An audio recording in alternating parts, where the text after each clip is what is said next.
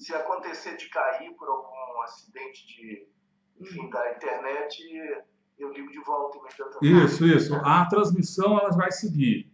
Se cai a nossa conversa, a transmissão segue. E daí a gente tenta... Já estamos ao vivo aqui. Oi, boa tarde. Começa agora mais uma transmissão ao vivo de Tutameia, sempre trazendo para você um personagem, um estudioso, uma figura que nos ajude a compreender melhor o Brasil em que vivemos. Ela, Eleonora. Ele, o Rodolfo. E aqui no nosso computador, à distância, no Rio de Janeiro, está o Luiz Eduardo Soares, que a Eleonora já vai apresentar agora com mais detalhes para você, vai fazer a primeira pergunta, é um especialista em segurança pública, né? Antes, eu quero te convidar para levar mais longe essa conversa, essas reflexões, essas informações que a gente traz aqui, divulgando entre seus amigos e compartilhando nas redes sociais essa transmissão ao vivo de Tutameia, que depois fica disponível no nosso canal de vídeo, no youtube.com/c/Eleonora e Rodolfo Lucena Tutameia, o Tutameia é escrito com letras maiúsculas. Mas se você digitar Tutameia, chega lá também, né? Tudo ancorado no nosso site, tutameia.jor.br. Eleonora. Bom, Luiz Eduardo Soares, muito obrigada por estar aqui conosco nesse final de tarde. Prazer grande estar com vocês. Na quarta-feira pós-eleição, e a gente está vendo... bom, eu preciso falar primeiro quem é o Luiz Eduardo Soares, eu acho que é bom. Claro. Bom, Luiz Eduardo Soares, antropólogo, escritor, enfim, tem um currículo grande aí de produção e de pesquisa, cientista político, um especialista em segurança pública, foi secretário nacional de segurança pública em 2003 e acompanha, como poucos no Brasil, essa área. E a gente está vivendo agora, Luiz Eduardo, você está acompanhando, no pós-eleição, um momento muito tenso no Brasil. As pessoas estão sendo atacadas, está tendo cenas de violência. O caso, acho que mais grave, foi em Salvador, com um mestre de capoeira que levou várias facadas, assassinadas, foi assassinado com várias facadas. A gente está tendo agora relatos, né, todos esses dias, de pessoas agredidas. Hoje tem uma notícia de uma jovem que teve a suástica colocada no seu corpo, uma navalha, por um grupo de apoiadores do Bolsonaro. Então, a situação parece estar muito preocupante, né? Como é que você está vendo esse pós-eleição, no primeiro turno, com a perspectiva de segundo turno e com essa votação tão grande do Bolsonaro? Eu estou muito preocupado como vocês, eu acho que como todos que estão nos assistindo e todas. Antes, eu quero dizer que é um prazer muito grande participar mais uma vez aí com vocês. É um momento de reflexão para nós todos, né? E de muito trabalho, porque não dá só para contemplar, não é? E comentar. É o momento de mobilizarmos todas as nossas energias, as nossas forças, os nossos contatos, a nossa inteligência, para buscar virar o jogo. Em questão é o futuro do país, é a devastação dos direitos sociais, não é? É a soberania nacional, é a própria democracia, é a Constituição que foi fruto de tantas lutas contra a ditadura, não é? Tantas vidas se perderam, tanto sangue foi derramado para que nós construíssemos a nossa precária, limitada democracia, mas ela é uma referência absolutamente crucial para nós. Dizendo isso, eu lembro que quando a gente fala em segurança pública, a gente está falando também, claro, em democracia, não é? No Estado Democrático de Direito, nas garantias fundamentais, nós estamos falando das garantias. E quando você faz esses relatos terríveis, né, sobre os primeiros dias do segundo turno, com muita violência, me ocorre que no universo social nós somos governados, e também do ponto de vista da nossa humanidade, individualmente, nós somos governados mais pelo invisível do que pelo tangível, né? Pelo visível, pelo dito. O invisível nos governa, nos orienta, são as emoções, são os nossos sentimentos, as nossas expectativas, fantasias, as memórias, são os desejos e os valores nossos também, as nossas crenças. Tudo isso tem um peso extraordinariamente elevado. E o que me parece decisivo compreender é que, para além das palavras e dos gestos explícitos do candidato que representa o fascismo e a ultradireita, além do que é visível nessa candidatura, há uma dimensão invisível, intangível, da maior importância, que talvez seja até mais relevante. E nessa dimensão que nós não percebemos imediatamente, porque não está posta com clareza, de forma explícita, está uma autorização para a violência. A violência é autorizada. Não é preciso que o personagem candidato do fascismo diga nada.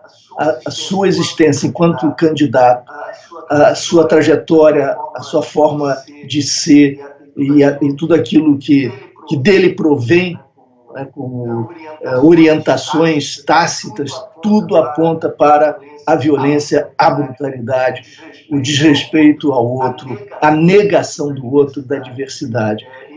Eu já vi isso na prática, na ponta, com mudanças políticas que parecem, às vezes, até sutis. Nesse caso, não é nada sutil, é dramática, mas eu já vi com mudanças que parecem sutis, como elas impactam, por exemplo, os policiais na ponta. Só para dar um exemplo, um policial que parece estar muito distante das decisões políticas da Secretaria de Segurança ou do próprio governo do Estado, por exemplo, esses grupos de trabalhadores percebem para onde o vento sopra, muito rapidamente. Parece a Bolsa de Valores que, com qualquer mudança, qualquer calibragem na política, responde, reage, se antecipa. Assim também os grupos sociais. Isso acontece na polícia. Por isso eu posso dizer, infelizmente, eu não tenho dúvidas de que, se acontecer um desastre histórico imenso, uma tragédia, e a candidatura fascista passar, que eu espero não aconteça, no dia seguinte, não vai ser nem necessário esperar a posse. No dia seguinte, nós vamos ver banhos de sangue nas periferias e nas favelas, porque isso vai ser recebido como uma grande autorização para que se transforme em ato essa disposição para a violência. E isso é aterrador, porque nós já temos muita violência, já temos muita brutalidade. Isso enseja um ciclo vicioso que não estanca, não é? E na área especificamente da segurança pública, tudo que está no programa, eu não acreditei quando li o programa, tudo que está no programa é de uma pobreza, é de uma precariedade, é de uma insuficiência, é de uma irracionalidade. Parece um exercício de um ginasiano que faz um trabalho para mostrar à professora, incluindo uns gráficos para parecer que é científico. São barbaridades que são ditas, que são propostas. Né? Luiz, então, desculpa, antes de você entrar na análise do programa, vamos fazer isso, claro. Eu queria ainda ficar nessa primeira questão aí da Eleonora, em relação aos casos de violência, porque hoje foi feita uma pergunta sobre isso ao candidato Bolsonaro, e ele disse que não tinha nada a ver com aquilo, que ele não incentivava, que eram casos isolados e que não tinha nada a ver com sua candidatura.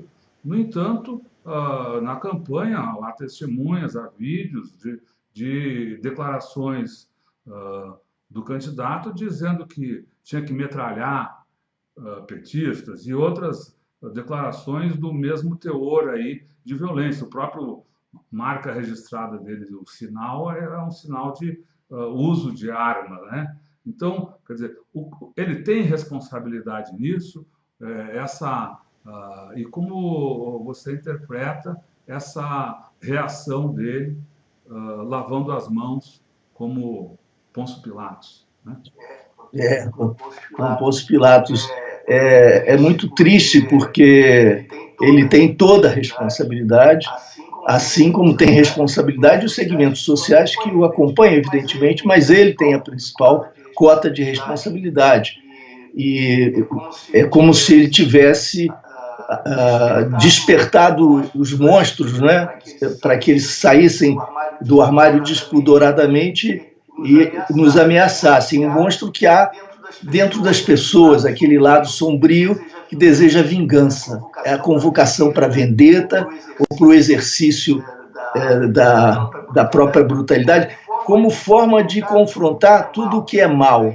Né? E tudo que é mal está sintetizado no outro. O outro pode ser, por exemplo, o PT. Então, o antipetismo incrementado, envenenado, tóxico, passa a ser a referência e não há aí argumentos, há os símbolos, né? Então, mesmo as pessoas, às vezes mais pobres, elas estão se sentindo inseguras, com um desemprego tremendo, com a perda dos direitos, com a perda das expectativas, sentem um ressentimento muito grande, porque essas expectativas abriram extraordinários horizontes há pouco tempo e tudo isso entrou em colapso. Então há a expressão, né, dessa incerteza, a sensação de desordem que as pessoas têm é uma sensação muito mais ampla do que aquela que se refere especificamente à criminalidade ou à segurança pública. Essa incerteza é que forma o sentimento de medo e o sentimento maior de insegurança. A percepção que se tem é da desordem. E essa desordem clama por uma ordem autoritária que será afirmada. E aqueles que são seus vigilantes, seus justiceiros, se sentem instados a afirmar essa, digamos, essa nacionalidade viril que lembra o fascismo, o nazismo, etc. Veja, por exemplo, a imagem terrível, é triste até lembrá-la, né, mas circulou muito na internet, e eu escrevi a seu respeito, aquela imagem que dois homens musculosos, fortes, se sentindo muito orgulhosos de si mesmos, de seu porte atlético e com uma postura arrogante, mostram uma placa de rua com o nome Marielle Franco, a placa partida ao meio, como se aquele fosse um trunfo, não é? Um troféu conquistado numa guerra sanguinária. Eles erguem aquela placa quebrada para acentuar aquela desconstituição.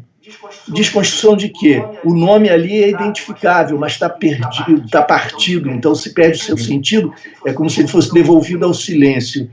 Ora, uma placa é uma homenagem póstuma. Aquilo, portanto, é um ato de profanação, em que se mata Marielle pela segunda vez. É o segundo assassinato de Marielle Franco. Porque, além da barbaridade que ela sofreu, agora é a sua memória que é conspurcada e ela é condenada como que ao esquecimento e ao silêncio. O seu próprio nome é desconstituído. Para os gregos, lá, clássicos, nossas fontes culturais tão importantes, a morte propriamente dita, aquela terrível, irreparável, não é a morte física, mas a anulação da memória. O esquecimento é a morte mais terrível. Por isso, Antígona precisava enterrar o corpo do irmão. É necessário cultivar a memória para que essa vida persista em nós, atravessando o tempo e as próprias limitações físicas.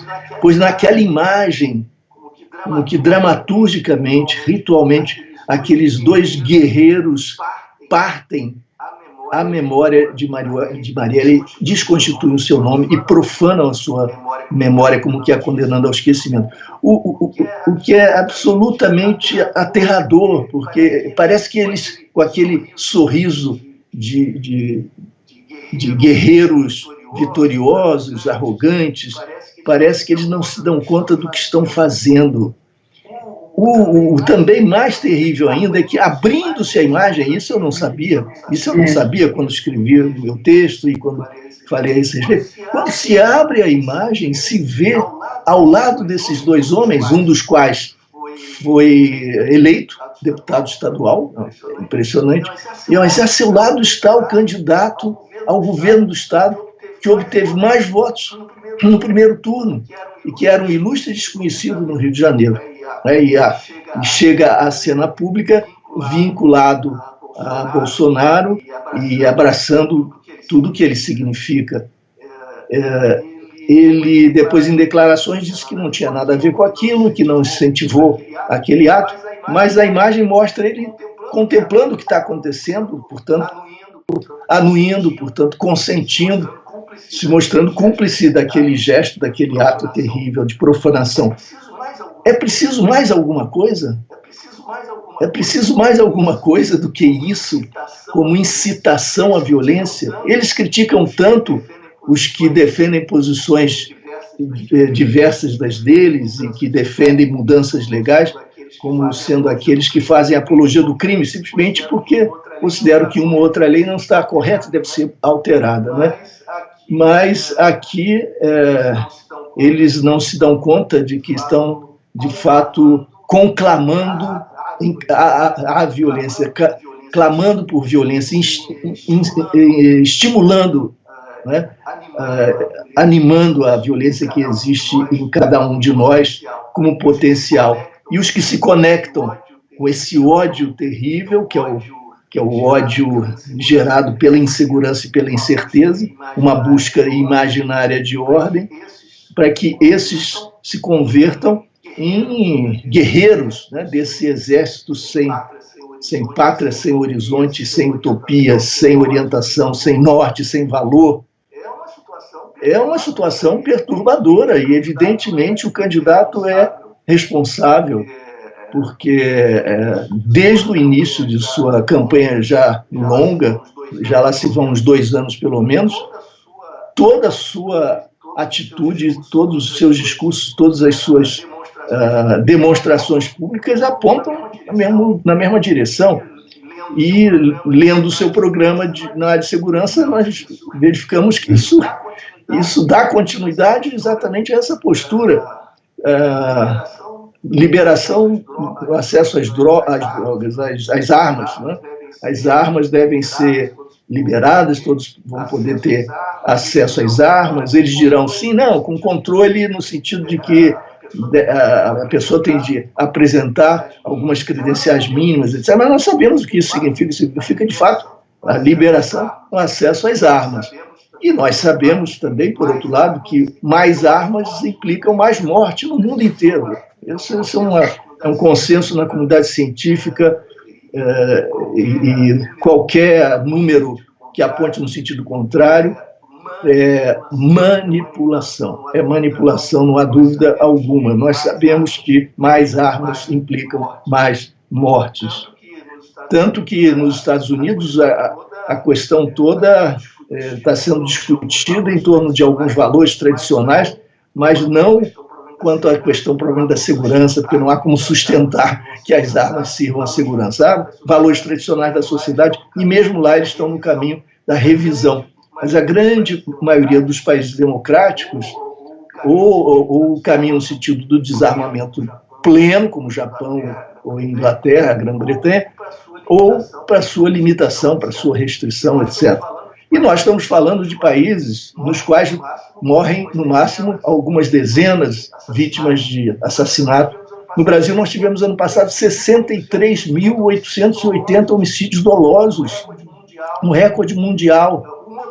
Um outro ponto que aponta na mesma direção, mais e mais violência, aliás, mais violência contra as mulheres, mais feminicídios.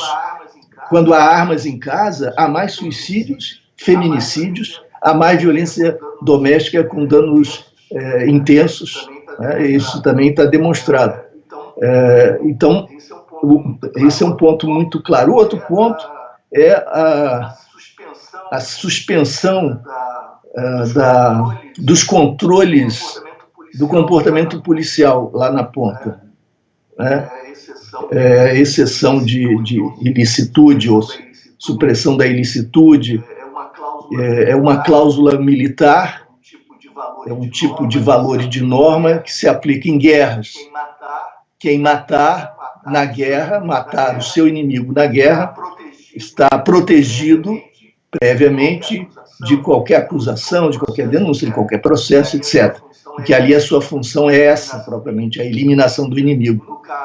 No caso da segurança pública, não se trata da destruição de parte da sociedade brasileira, né, de liquidação, de aniquilação. Nós temos uma justiça.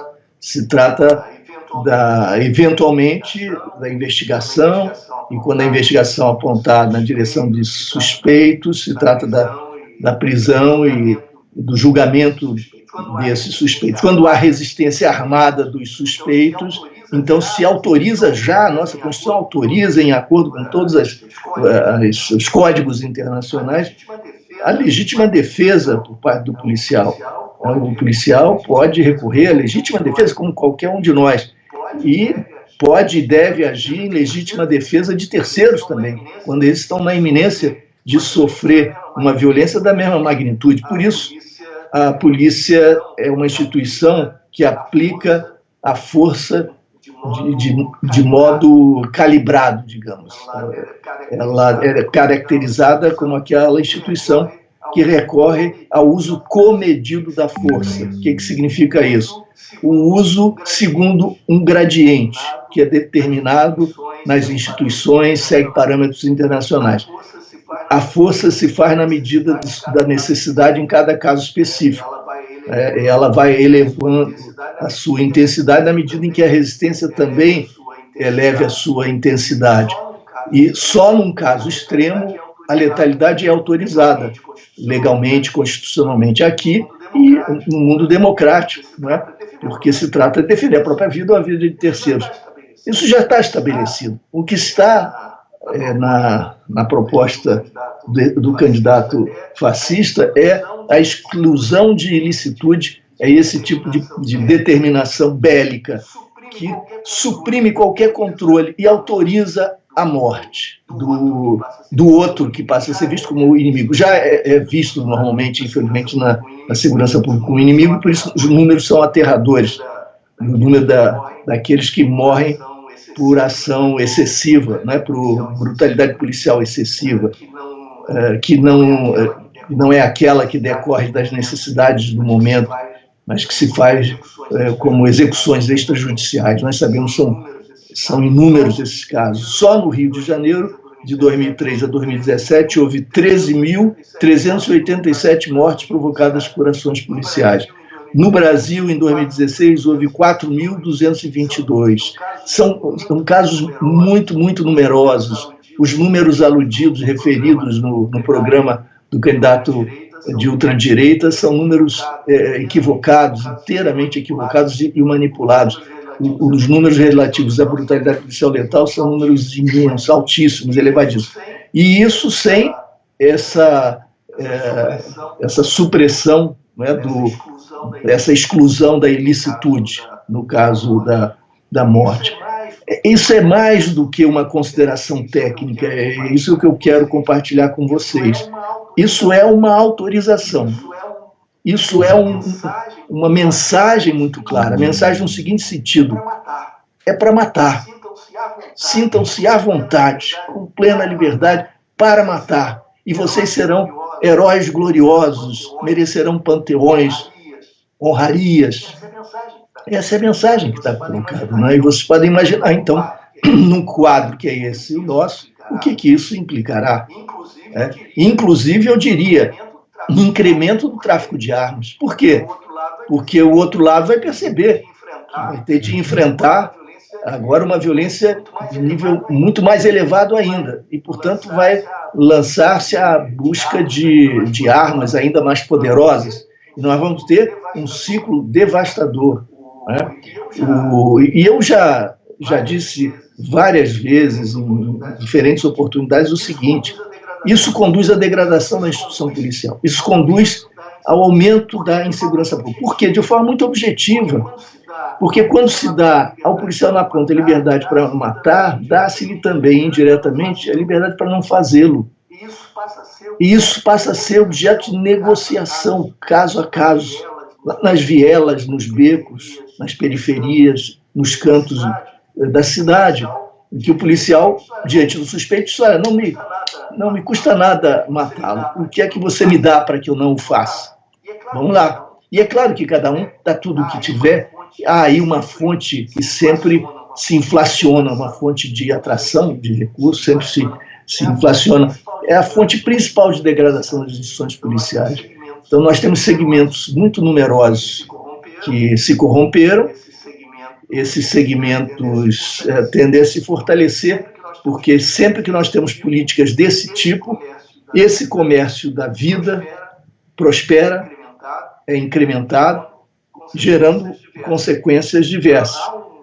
Há uma série de detalhes, nós podemos saltar os detalhes e chegar ao quadro, que é o quadro de hoje, por exemplo, do Rio de Janeiro, que é o quadro do arrego, como se diz aqui, ou do arreglo, né, do contrato, do acordo. O acordo entre segmentos policiais corrompidos e grupos de criminosos, milicianos ou traficantes, ou ambos, né? Porque a milícia já faz tráfico de drogas também. Então, ao invés daquele acordo no varejo, eu deixo você viver, você me dá quanto, se estabelece esse acordão, digamos, em que se privatizam os lucros e terceirizam os custos e os riscos.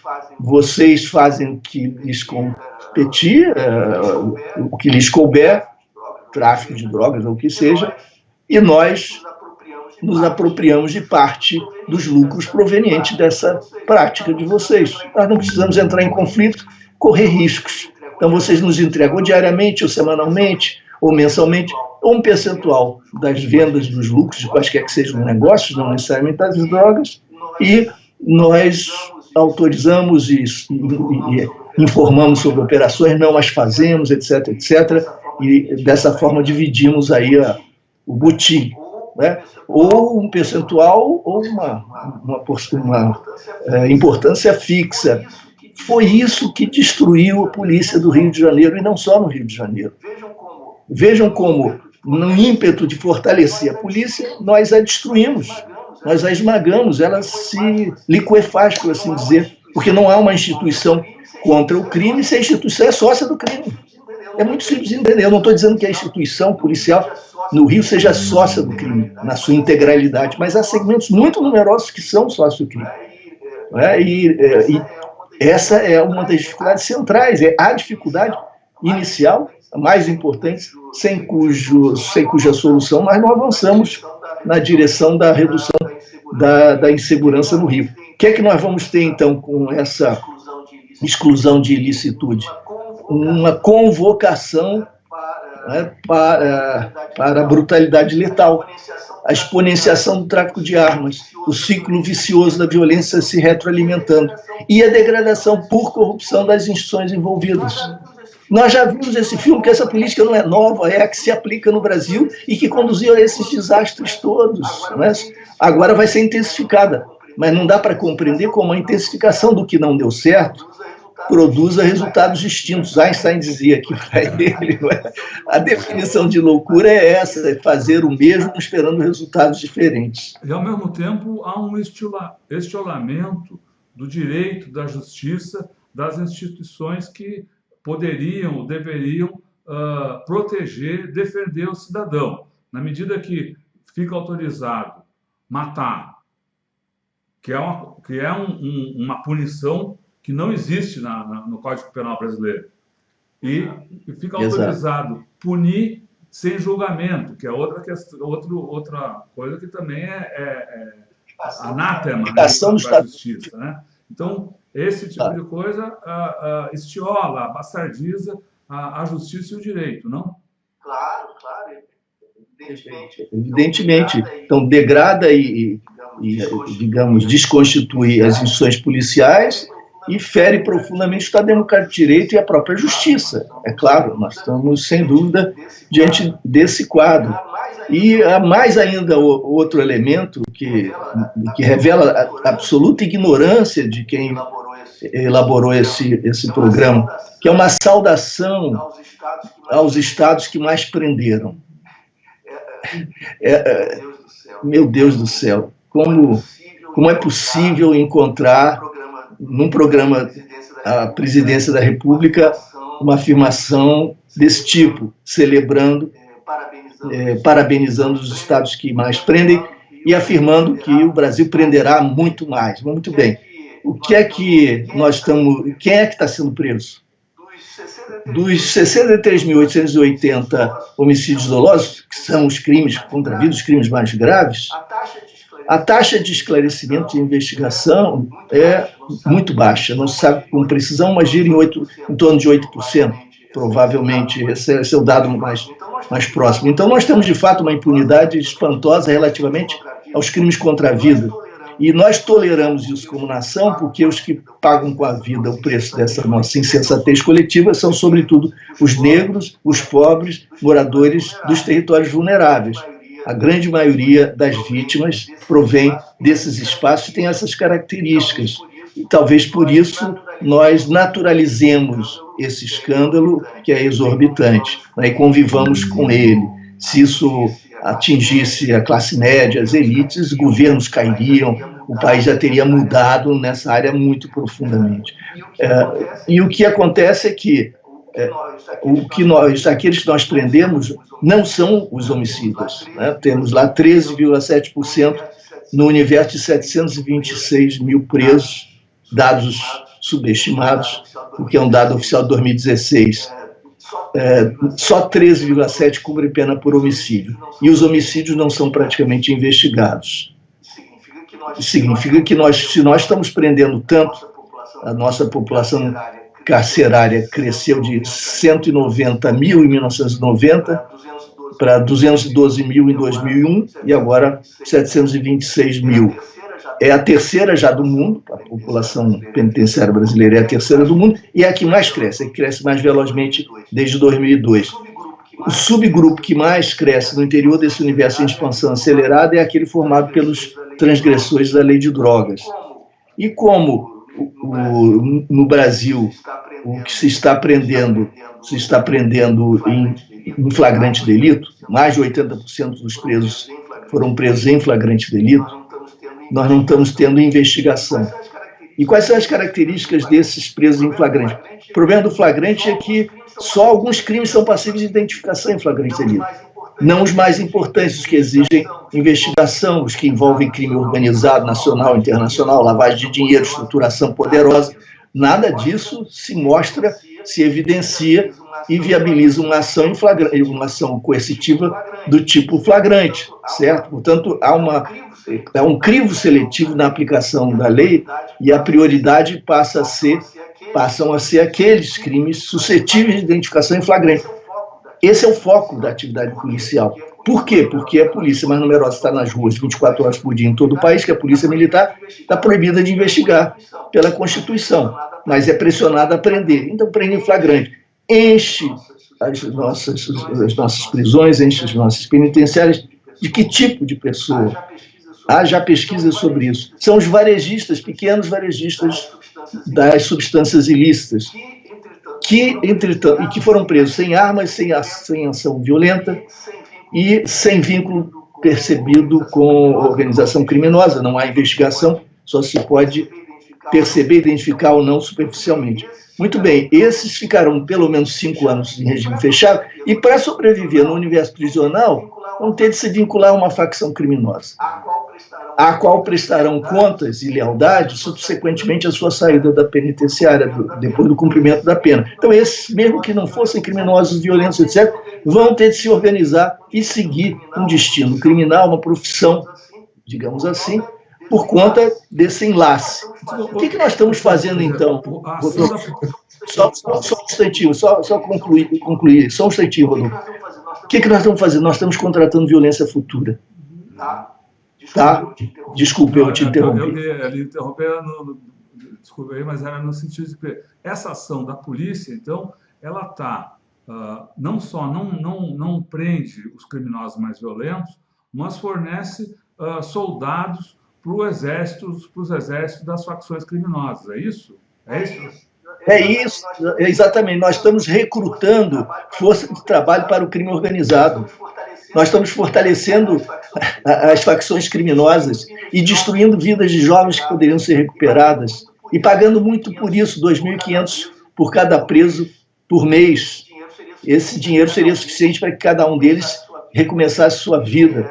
Enfim, é uma estupidez institucionalizada, é uma irracionalidade absoluta, porque nós, e por isso eu digo, contratamos violência futura, porque nós estamos organizando o crime, nós estamos fortalecendo as facções. Portanto, quando o programa da ultradireita diz que vai fazer o mesmo de forma mais intensa e vai prender mais do que nunca, mas não faz nenhuma análise crítica sobre quem está sendo preso, qual é o foco, para onde se direcionarão os recursos e as energias, quando simplesmente defende o aprisionamento e aplaude o crescimento da nossa população carcerária, demonstra que está inteiramente incapaz de entender o que está debaixo dos nossos olhos, está acontecendo.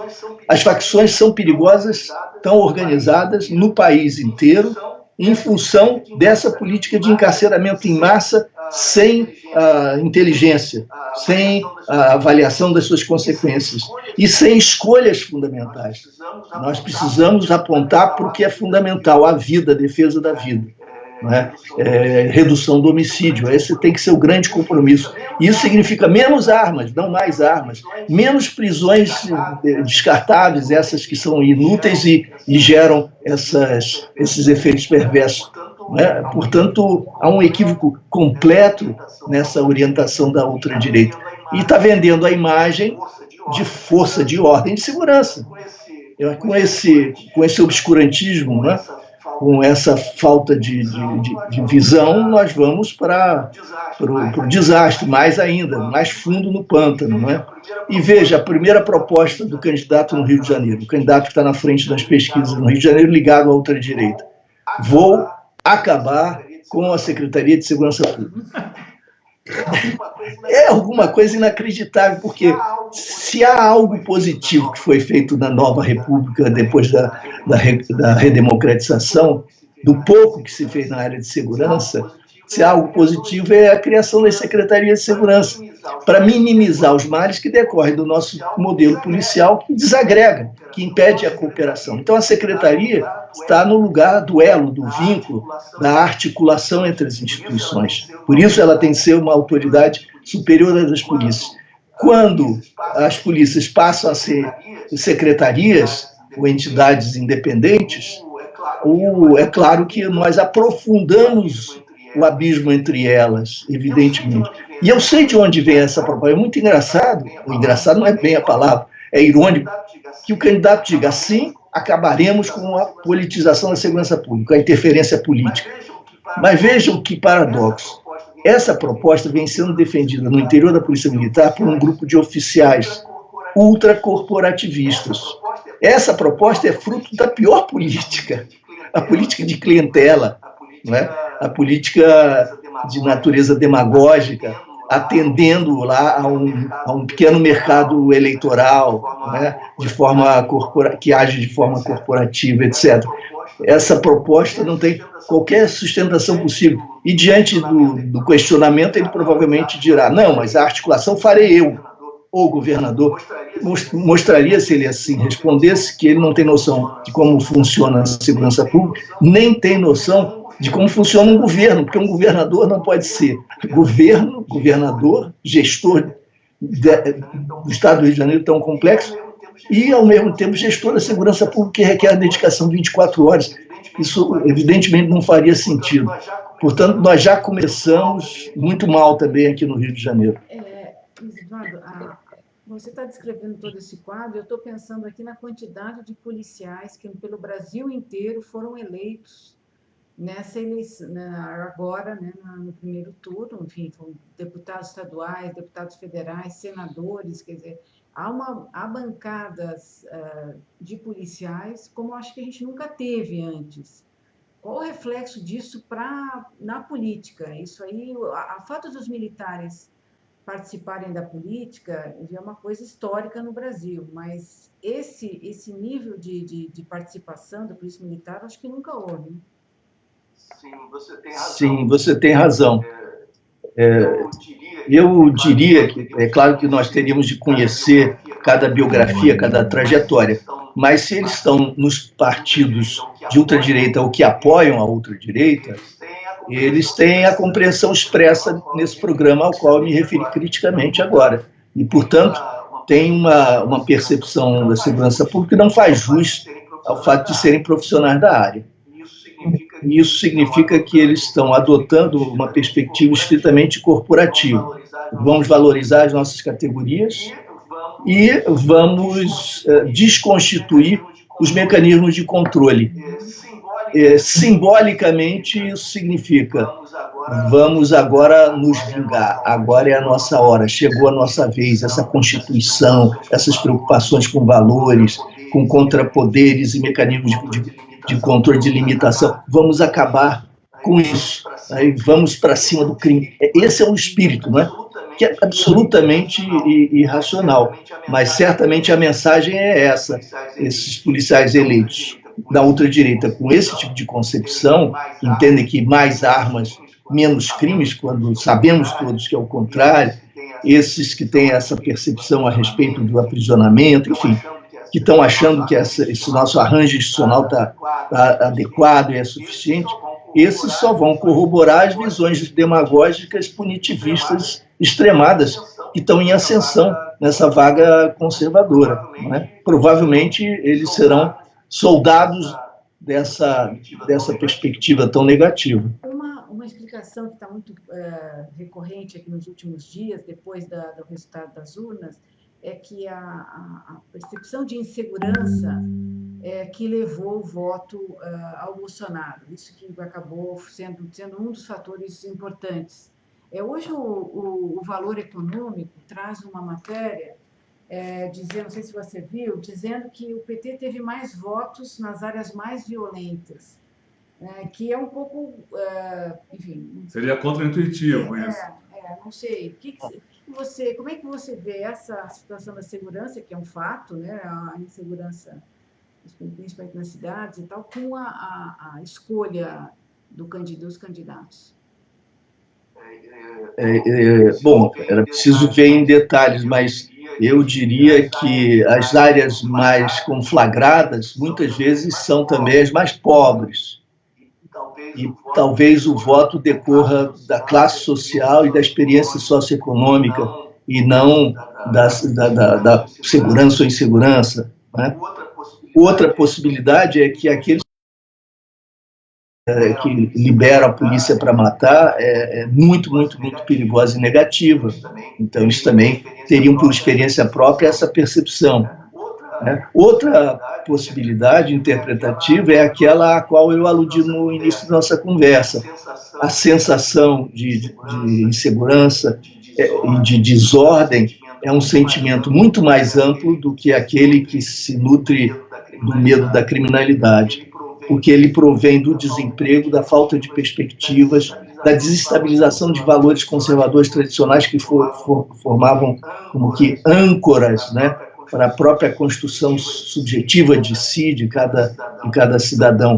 Então, a família está se reestruturando, novas possibilidades de relações afetivas, novas possibilidades de construção do parentesco, novas formas de vivenciar amorosamente a sexualidade, etc.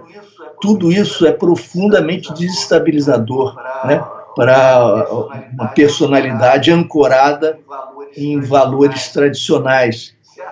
Certamente, psicanaliticamente, nós entenderíamos que esse tipo de reação é muito mais funda do que simplesmente uma discordância axiológico-valorativa, uma discordância ideológica ou política, é muito mais uma demonstração de insegurança profunda sobre si mesmo, né?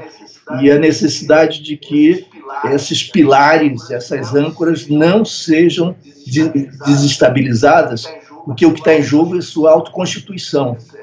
Essa é a persuasão de que esse homem, ou essa mulher, é o que acha sobre si mesmo, e dessa forma se podem exorcizar os fantasmas todos, que estão dentro de cada um de nós também. Acho que nós estamos diante, portanto, de uma situação em que a desordem é uma vivência muito mais ampla, muito mais funda, diz respeito ao mundo contemporâneo, que está além do Brasil, inclusive, e diz respeito à crise socioeconômica também, que agudiza esse tipo de percepção, né? É a incerteza.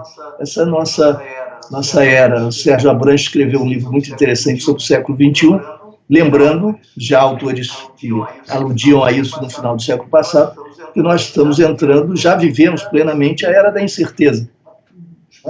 Os mapas cognitivos estão em desordem, as grandes ideologias em crise, as utopias fraturadas, as religiões desestabilizadas e convertidas em instrumentos de poder, as famílias se recompondo, se reinventando. E esse é um universo muito positivo para a criatividade humana, para uma experiência enriquecedora, que se nutre da diversidade, da experimentação, mas é muito negativa para quem vive do medo, quem vive do e no medo. No medo de si mesmo, na insegurança interior. Não é? Portanto, eu acho que há também uma dimensão que é mais profunda, mais de ordem psíquica. Luiz, deixa a gente voltar aí para as propostas aí do candidato, essa questão aí da liberação do armamento, né? Em algumas entrevistas aqui houve comentários de que esse fato aí, de que permitir que as pessoas se armem supostamente para que possam fazer a sua própria defesa, de fato por parte do político, do administrador, do executivo, uma irresponsabilidade, ou seja, fugir de suas responsabilidades. É exatamente tirar o Estado de áreas que precisariam de mais Estado. Então, ao invés de ser uma política propositiva, é, na verdade, uma fuga do problema. Perfeito, corretíssimo. A mensagem é a seguinte: virem-se. Agora é com vocês.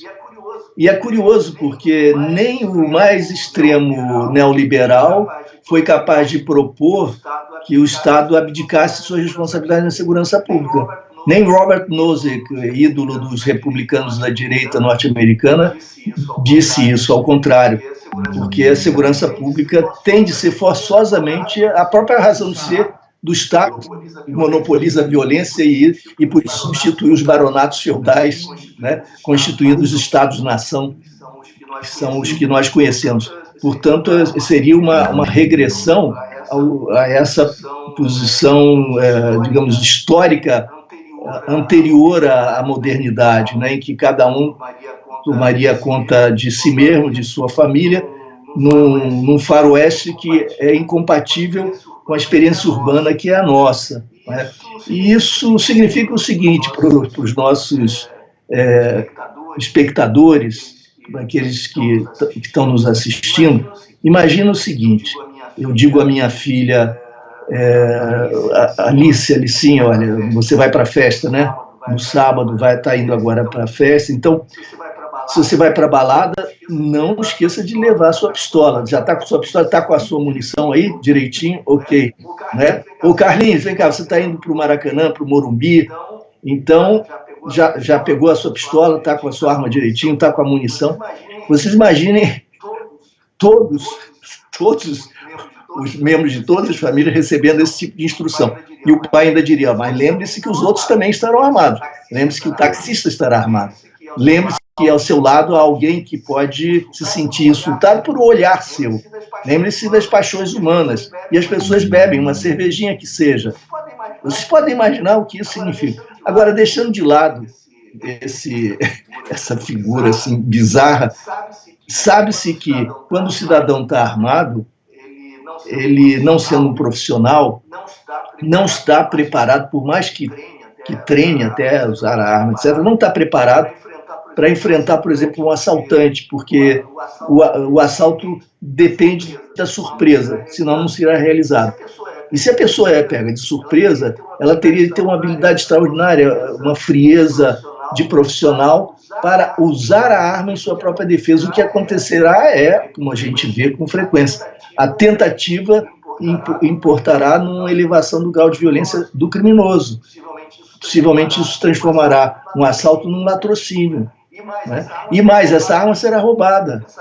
Essa arma vai percorrer o caminho que nós conhecemos para o mundo da ilegalidade. A arma em casa, como eu dizia, por mais escondida que esteja, se estiver muito escondida, vai inviabilizar a própria ideia da defesa rápida, né, numa situação de necessidade. E se não estiver muito escondida, ela poderá ser objeto de curiosidade de crianças, acontece tanto, né?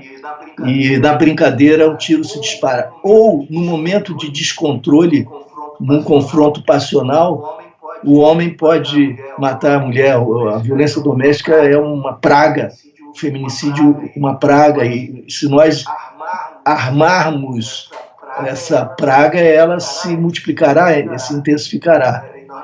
E nós não podemos municiar a violência doméstica, nós não podemos municiar o feminicídio. Isso é uma insensatez. E você está achando que é possível, no segundo turno, reverter esse quadro, essa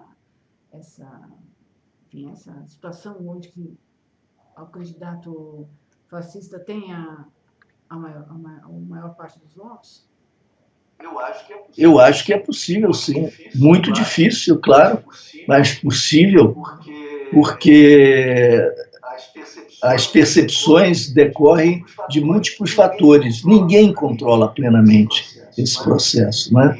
E é claro que nós sabemos que, nesse caso, as ondas têm sido impulsionadas numa direção muito negativa, e ela encontra no WhatsApp um instrumento propagador incontrolável, de tal modo a que as opiniões se blindem. As opiniões estão blindadas, não há mais argumentos. Quando nós mostramos um dado, há a desconstituição desse dado com a apresentação de um cálculo manipulado. Quando nós apresentamos o argumento ou fazemos uma crítica, isso é logo desmentido com o discurso ele próprio mentiroso de que tudo aquilo é invenção dos opositores. Há uma dificuldade muito grande de fazer com que o diálogo prospere com a troca de argumentações. E a violência é a demonstração última desse tipo de processo, que é de um profundo silêncio recíproco, né? Mas há um lado aí, que é o lado que propaga a violência, que propaga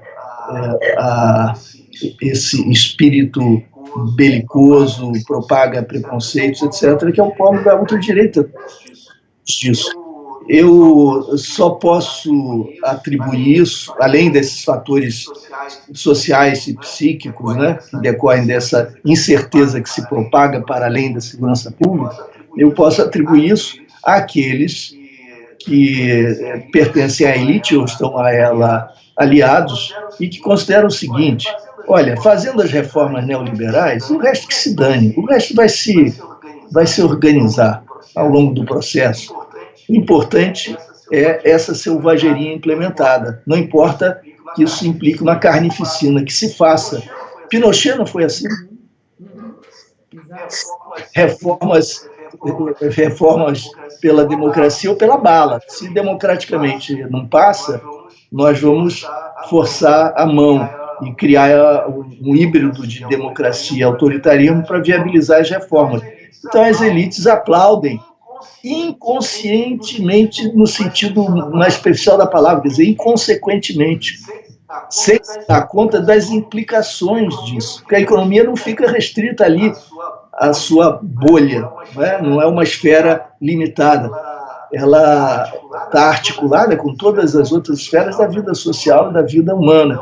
Então, a suposição de que, ajeitando-se a economia com essas reformas neoliberais, o resto se acomoda, é uma suposição que desconhece tudo o que nós sabemos sobre sociedades humanas. Nós vamos ter uma situação de conflagração e um período de agudização de crise, se a ultradireita vencer. Bom, aliado a essa sua esperança, parece que há uma resistência surda na sociedade, ou muda, né? Mas que se explicita na hora do voto. Eu lembrando aí o caso aí da placa da Marielle, né? Da placa com o nome da rua de Marielle quebrada. Isso aconteceu, as fotos chegaram às redes 2 ou 3 dias antes das eleições do primeiro turno, né? No entanto, no Rio de Janeiro, 4 parlamentares de trajetória ligadas à de Marielle foram eleitos. Isso parece ser um ato de resistência, de rebeldia da população. Não sei, ou não sei, é assim que se interpreta? Essa é uma interpretação correta disso? Eu concordo com você plenamente aí nesse caso, Rodolfo, porque essas candidaturas são a continuidade, em alguma medida, né, do compromisso de Marielle. Mulheres negras se candidataram, nem todas nesse caso são negras, mas trabalharam com Marielle. Portanto, o PSOL se fortaleceu bastante no Rio de Janeiro, bastante, não na proporção do que nós vimos na vaga ultraconservadora, mas se fortaleceu, se tornou ainda mais evidente a sua supremacia no campo progressista, não é? Houve candidaturas importantes no campo democrático progressista que tiveram muitos votos, como Alessandro Molon, mesmo a Jandira Fegali. Houve eleições importantes. Por outro lado, os senadores do campo democrático progressista não tiveram sucesso, e desconhecidos ou aqueles vinculados ao candidato presidencial da ultradireita se fortaleceram. É claro que os dados, todos os analistas estão dizendo isso, apontam para um crescimento muito poderoso no Brasil da direita e da ultradireita, né? A direita saiu do armário. Até muito pouco tempo ela se escondia enfim, um discurso mais moderado, e isso acabou sendo agora explicitado plenamente. É como se a direita brasileira saísse do armário, trazendo aí todo o seu ressentimento pelos últimos anos, as suas características básicas, o racismo, o elitismo, essa visão negativa da população brasileira, dos nordestinos, essa visão autoritária, tudo isso sai do armário, né? E é claro que, portanto, nós temos de nos preocupar profundamente fazendo uma revisão do que nós pensamos a respeito da sociedade brasileira, sobre como funcionam as religiões populares, como elas estão se articulando com o mundo político. Isso é objeto de muitos estudos e pesquisas, mas é preciso voltar a isso com mais energia. Nós precisamos conhecer as mídias sociais melhor, ver as formas de utilização, e nós precisamos lidar com o ódio da população, que, a meu juízo, foi, digamos, se tornou assim tão venenoso, tão potente, por conta de uma série de fatores para os quais, ou entre os quais, a mídia conservadora. Eu diria o seguinte: o que nós estamos vendo agora é o filho bastardo das grandes manifestações de Panelas e Patos e Verde e Amarelo na Paulista, com a cobertura entusiástica da Rede Globo e da Globo News, etc. E da mídia conservadora de uma maneira geral. Aquelas manifestações pelo impeachment, que de fato serviram para apontar o PT como o grande responsável por toda a crise econômica e de valores, como uma grande fonte da corrupção, como uma grande fonte do mal, maldizendo a esquerda em geral, que se contaminaria, que se contagiaria nesse processo.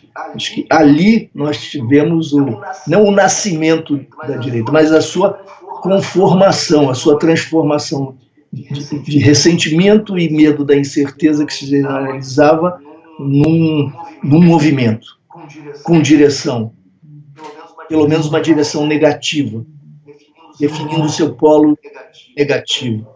Nesse momento se desprenderam essas massas da domesticação que o PSDB exercia. O PSDB em frangalhos, participando da festa do poder do PMDB, se tornando cúmplice dos desastres que provieram daí, e, portanto, aqueles mecanismos de contenção da ultradireita, de elaboração e domesticação desses impulsos mais radicais à direita, esses instrumentos se perderam, entraram em colapso.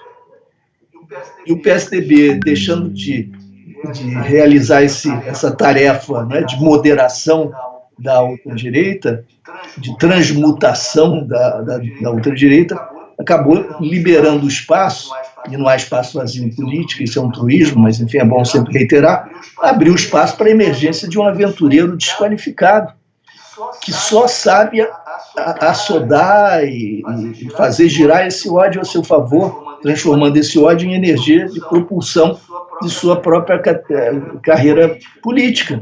Um político profissional há 30 anos, sempre foi abúlico, inerte, e sempre com votações que são já hoje conhecidas e tal, e muito oscilantes ao longo do tempo, né? Mostrando sua capacidade adaptativa e de oportunidade, seu senso de oportunidade agudo, porque ele deixa de ser um estatista e se torna um neoliberal, em cima da hora, por assim dizer, preparando-se lá já para esse lançamento, o lançamento, né, do movimento da ultradireita, casando-se com o neoliberalismo. Esse processo, e que hoje é esse, ao qual nos referimos nesse momento, e que está em ascensão, seria impensável sem a participação da mídia conservadora, sintetizando aquele processo, aquelas energias soltas, né, e transformando aquelas manifestações no que elas se tornaram como referência, e criando esse inimigo público número 1, falso, absolutamente falso, com uma imagem absolutamente caricata, que é o PT, né, gerando o antipetismo, que eu digo que é a nossa patologia, né? Por mais que se tente trazer a discussão para o plano racional dos fatos, etc. Por exemplo, o PT é contrário à democracia, mas Lula saiu no segundo mandato com a aprovação de 86% da população e se recusou a enviar para o Congresso qualquer proposta que viabilizasse um terceiro mandato que ele venceria no primeiro turno sem fazer campanha. Ele se recusou a quebrar essa ordem democrática, por assim dizer. Não há demonstração maior de respeito às regras do jogo, de respeito à democracia, a meu juízo, do que isso. Curiosamente, foi Fernando Henrique Cardoso quem viabilizou, e até por meios discutibilíssimos, a sua reeleição, alterando a Constituição para fazê-lo, né, em 98. No entanto, é o Lula que é o incapaz de respeitar as regras do jogo, né? O fato de não se aceitar a prisão é absolutamente democrático. Se eu julgo que a prisão é injusta, eu devo dizê-lo, afirmá-lo. Isso não significa que eu esteja confrontando o Estado Democrático de Direito. Ao contrário, estou dizendo que essa prisão injusta, ela é que confronta o Estado Democrático de Direito, ela é que viola os direitos. Essa é a minha percepção, e há muitos que têm essa percepção. Isso não significa recusar a vigência do Estado Democrático de Direito. Nós estamos tentando dizer que esse Estado está sendo solapado, suas bases estão sendo corroídas, né, com decisões que nos parecem, a mim e a outros que pensam assim, e outras injustas. A prisão de Lula me parece injusta. Mas, enfim, não há argumentos, né, quando do outro lado há medo, ódio e insensatez. Você acha que você, no início, começou falando, descrevendo hipoteticamente o primeiro dia do segundo turno, na hipótese de Bolsonaro ganhar, que seria um banho de sangue na periferia. Você acha que o que acontecerá depois dessa eleição, seja qual for o resultado, não sei, poderá servir de pretexto para uma intervenção militar aberta? Eleonora, eu acho que se nós não atentarmos para isso, não reconhecermos essa possibilidade, nós estaremos deixando de ouvir o que já foi dito. Nós estaremos simplesmente nos iludindo a nós mesmos, porque já foi dito a nós. Caso a ultradireita vença as eleições, eu reitero que considero que as eleições não estão definidas, não estão completamente definidas. Esses processos são muito surpreendentes e dependem de fatores que podem ser alterados. Então, eu tenho esperança de que isso não aconteça, mas no caso de que isso aconteça, o pior aconteça e o fascismo vença, nós fomos advertidos. pelo candidato à vice-presidência que haverá autogolpe. O candidato à presidência já declarou, está aí no YouTube, várias vezes ao longo da sua vida, que é favorável à ditadura, que numa democracia não se pode avançar. Além de ser favorável à tortura, é favorável inclusive com a eliminação física de adversários que então são tratados como inimigos. Isso está dito. Então, se nós não ouvirmos o que foi dito, nós estaremos nos autoiludindo. Portanto, se houver a vitória eleitoral da ultradireita, nós temos de estar preparados para tudo, inclusive para o pior. Isso tem de entrar na nossa agenda de reflexão. Nós vamos atravessar um período sombrio, muito difícil. Eu não tenho mais idade para me exilar, eu acho, já chega de exílio. Então, eu espero que haja a possibilidade de resistência e que ela ainda possa se dar no campo democrático. Mas vai ser muito difícil que isso ocorra. Acho que era isso, Luiz. A gente queria agradecer muito a sua participação. E antes de encaminhar mesmo para o final, queria ver se você quer fazer uma mensagem, enfim, das suas reflexões sobre a questão de segurança no Brasil, uma mensagem aí, a sua mensagem para o nosso público aí. Eu diria para todos os públicos, né, os que votam com os dois candidatos, aqueles que votam com o candidato da direita, se puderem se abrir minimamente para ouvir o que eu vou dizer, seria muito positivo.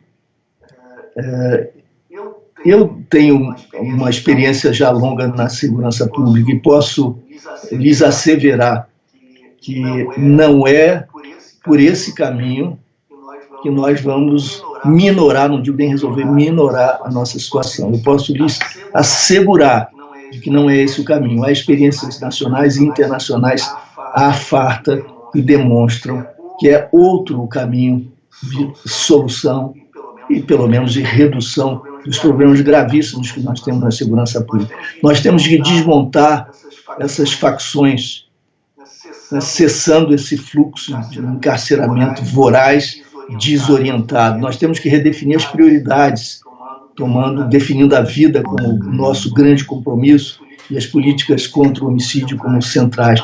Ao invés de distribuir armas ou de liberar o acesso às armas, nós devemos, ao contrário, dificultar, obstar ao máximo o acesso às armas. Mais uma arma significa mais risco, mais mortes em casa e na rua. Nós temos de caminhar na direção de compreender as raízes da violência. Se nós não nos ativermos às questões centrais das desigualdades, do racismo estrutural, nós não vamos mudar aqueles fatores que são fundamentais para a promoção do ódio, da violência, etc. Nós temos que reconstituir as nossas instituições policiais. Nós as herdamos da ditadura, né, sem adaptá-las à democracia. A nossa arquitetura institucional ainda é a da ditadura. Não houve a modernização, a democratização, a transformação das polícias para que elas enfrentem os desafios do nosso século. Os nossos policiais, cidadãos policiais, trabalhadores policiais, estão sofrendo toda sorte de exploração, de humilhação. Os regimentos militares, tais como existem na maioria dos estados, são inconstitucionais. Eles precisam ser, os trabalhadores dessa área, os profissionais dessa área, eles precisam ser valorizados, não na retórica, na prática, porque a sua responsabilidade é elevadíssima. Mas eles, de fato, são objeto de valorização apenas no discurso demagógico do político, sobretudo nas eleições. Eles são inteiramente abandonados à sua própria sorte, de um modo geral. Então, nós temos uma imensa agenda pela frente, reduzindo desigualdades, aprofundando a democracia, enfrentando com olhos abertos de ver com sensibilidade e solidariedade o racismo estrutural que nós herdamos da escravidão e transformando as instituições da área da segurança pública, freando as armas com todas as forças que nós tivermos e definindo a vida como a garantia da vida como a nossa imensa prioridade, a nossa prioridade fundamental. Se nós entendermos que esse é o caminho, então as decisões podem ser tomadas, me parece, com mais sabedoria. Bom, então a gente quer agradecer muito a sua participação aí, essa aula, Eu que essas agradeço. reflexões aqui. E a gente se caminha, então, para o nosso... Eu vou desligar aqui a nossa... Ou, se quiser ficar assistindo também, a gente vai se caminhando para o final aqui, para o nosso bordão poético, político de encerramento. Antes, quero lembrar que essa conversa, essas reflexões, essas informações trazidas aqui pelo Luiz Eduardo Soares, ficam disponíveis no nosso canal de vídeo, youtube.com/c/Eleonora e Rodolfo Lucena Tutameia, e no nosso site tutameia.jor.br. E agora a Eleonora vai... Bom, Luiz Eduardo, muito obrigada mesmo pela entrevista. Prazer. Obrigado. E a gente encerra a nossa transmissão com o contrapoema do Augusto de Campos, como tradicionalmente a gente encerra aqui, o contrapoema Lula Livre. Lula Livre.